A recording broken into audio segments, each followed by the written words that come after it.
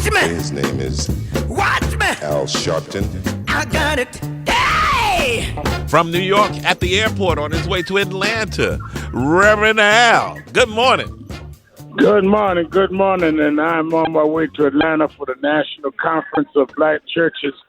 And one of the challenges that we have is now that the articles of impeachment has been filed by the Judiciary Committee, now we've got to see how the House will vote and really watch the Senate trial, assuming, as most do, that there will be a Senate trial, that those senators that are in states that we are at know how we feel. Everyone's saying how it is an automatic vote, but if the citizen starts emailing and putting pressure on their senators to go by the evidence and not the party, we don't know what could happen. We don't know what may come out at trial.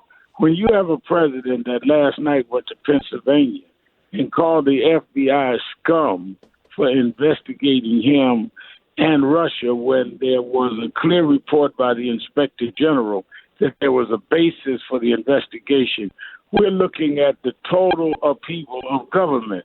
Who would have ever thought that a president of the United States would undermine and use such language against their own FBI agents? Those of us who have been in the civil rights movement have always had to deal with fighting the FBI. But this is the president of the United States calling them names that many of us wouldn't have called them even when we felt unfairly treated.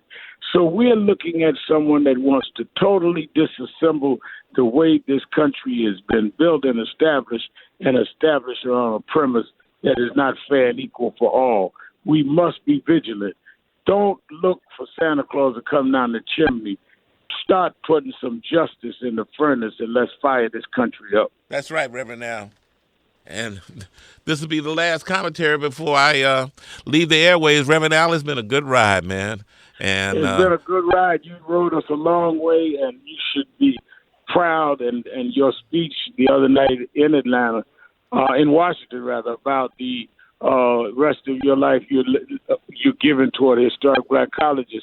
That's because you're a historic figure. We can never underestimate the impact of Tom Joyner. And on behalf of J. Anthony Brown, I want to apologize for all the jokes.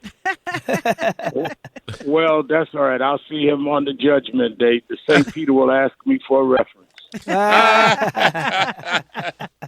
Reverend Al, my man. Revy Ray. Keep up the great work, right. sir.